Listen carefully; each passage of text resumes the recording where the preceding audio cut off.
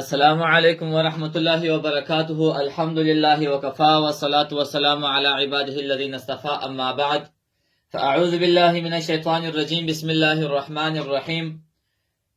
نن درس کې به موږ تاسو د سجدې اړوند د سجدې تعریف، سجده څه ته ویل کیږي او سجده څه رقم کول پکار دي او په یوه رکعت کې څو ځله سجده واجب او لازم ده او سجده څونه فضیلت لري.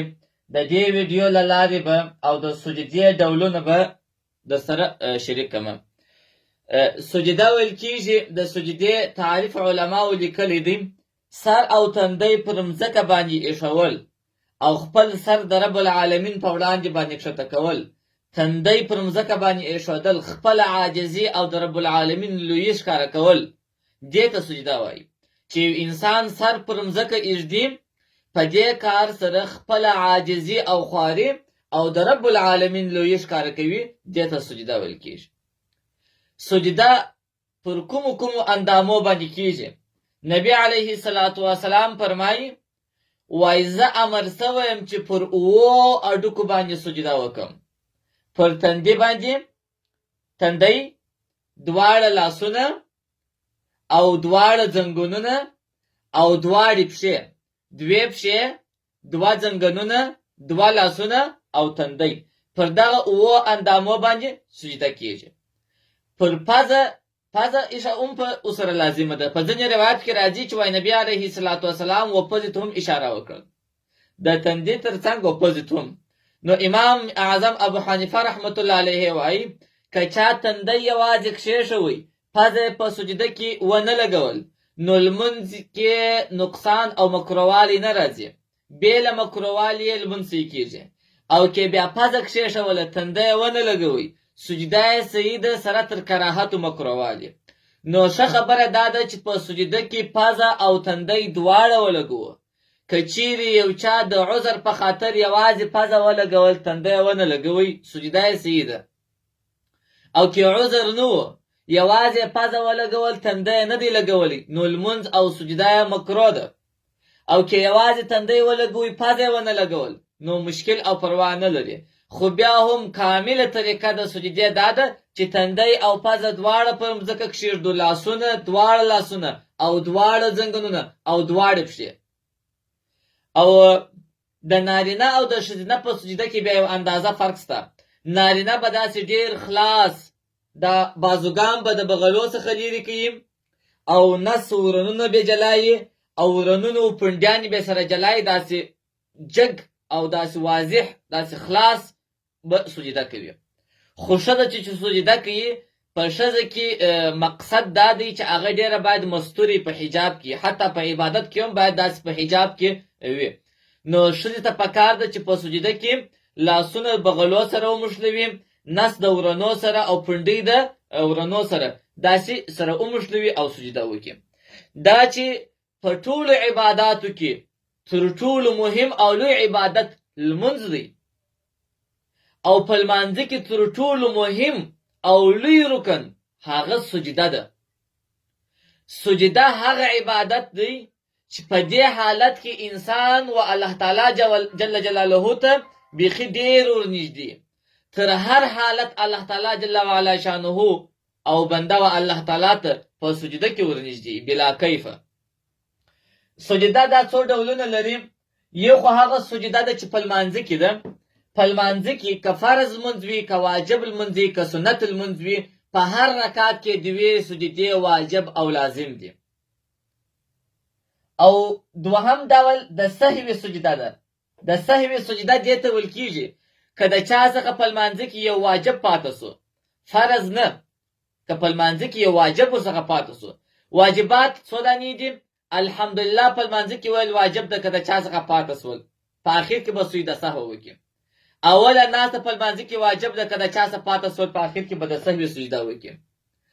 او دا ډکوالی او تشوالی د رکعاتو، مثلا په ډکو رکعاتو کې در الحمدلله وروسته سورت ویل کېږي، که د چا هیر سو وی نه وایه، دا ډکوالی تش رکعات یې وکړي، یا دا تش ډک رکعات یې تش کړي، نو سجده ور باندې لازمیږي.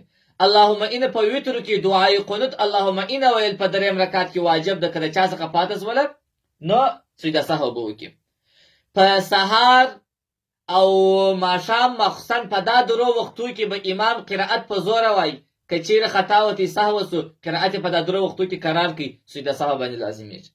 په ماپښین او په مازیګر کې به امام په جمعات کې درمخې قرائت به قرار وای که سهو سو خطا سو قرائت په زور وای نو واجب یې پرې شوی نو سجده سهو به لازمي باندې. سجده سهو څنګه کیږي چې اخر رکعت پر اتحیات باندې کښینستی تر عبده و رسوله پر اتحیات ویله یوې خواته سلام ګرځي او دوی سجدې کوي بیرته کښیني د اتحیات پر رقم د اتحیات د سر څخه بیا تر اللهم ربنا پر وای سلام ګرځي. دا په هغه صورت کې د صحیح سجده کوي که د چا څخه د لمانځه په واجبات کې واجب پاتې سو لکه د الحمدلله پرېښودل ډک رکعت تش کول اللهم ان پرېښودل اول ناسته پرېښول او یا په زور وختو کې قرائت قرار ویل یا په قرار وختو کې قرائت په زور ویل. بل راځو وای د نظر سجده. نظر سجده هغه ده چې یو چا داسې نظر یې شوي کې مطلقاً کار الله راوکړي نو زه به یوه سجده کوم. ډېر کسان سجده پر دا نظر کړي نو دا کار په کولو سره پر ده باندې سجده باندې واجب کیږي نو سجده باندې نظر ده په نظر به وفا کوي. او د تلاوت سجده 14 دانې 14 آیاتونه په قرآن عظیم شان کې ستا چې د هغه په ویلو سره او یا د بل چا څخه په اوریدلو سره پر انسان سجده لازمیږي.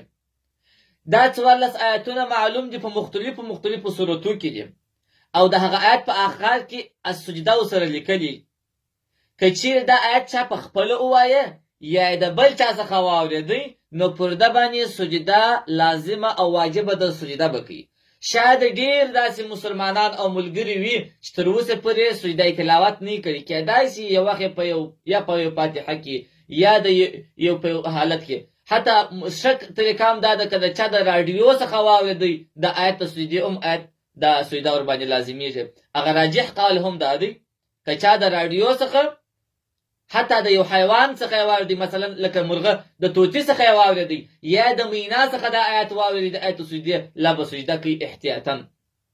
دا باندې ښه دی او علماو دا قول ته ترجیح هم ورکړی ده. نو دا د تلاوت سجده داسې ده چې دغه 14 آیاتونه کې په خپل ویل یا د بل چا څخه د آیتونه واورېدله نو دی به سجده کوي. طریقه داسې ده ولاړېدل ضروري نه دي. مخ پر قبله که ناستو فقط شرطونه یې دا دي چې اودس به لري کالي به پاکي بدن به پاکي د لمانځه ځای به هغه ځای د سجدې به پاکي مخ پر قبله چې الله اکبر ووایي د لاسو پورته کولو ته ضرورت نشته. نیت چې په زړه کې دا وکړي چې دا سجده تلاوت کوم مازې الله اکبر هلته لاړې شي سجدې ته درې واره سبحان ربي الاعلی دي وایي بېرته وایي الله اکبر راپورته دي سي. نه تحیات غواړي نه سلام ګرځول غواړي فقط مخ پر قبله که ولاړې سجدې ته چې ولاړ شي او که ناستو سجدې ته چې ولاړ شي تکبیر دي وایي درې واره دي سبحان ربي الاعلى وای بیرته چې الله اکبر وای راپورته دي سلام او سجده نه غواړي. دا طریقه ده. او بل د شکر سجده ده. د شکر سجده دا سجده ده چې یو کامیابی راسي یو بریا راسي د الله تعالی جل وعلا شانه له طرفه مرسته او کومک یو انسان ته ورسېدی یو کامیابی ورسېدله د شکر په حیث باندې دی بیا د شکر سجده کوي د الله تعالی جل وعلا شانه د رضا لپاره سجده کوي. دغه د شکر سجده ځینې کسان داسې دي چې لمونځ وکړي د لمانځه په وروسته بیا یو سجده کوي. د دې سجدې په هکله علما ویل دي که چا کوله منع کوایمه او که نه کول په امر کوایمه. خو په هر حال د شکر سجدې په اړه د علماو څه اختلاف موجود دی.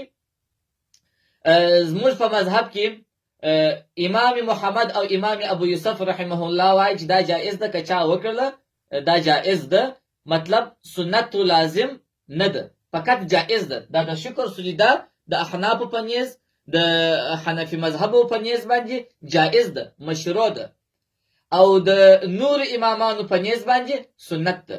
نو که چا کوله سړی به ورڅخه منع کوي نه چې مې کوه او که نه کول په امر کوي به نه. السلام علیکم ورحمة الله وبرکاته.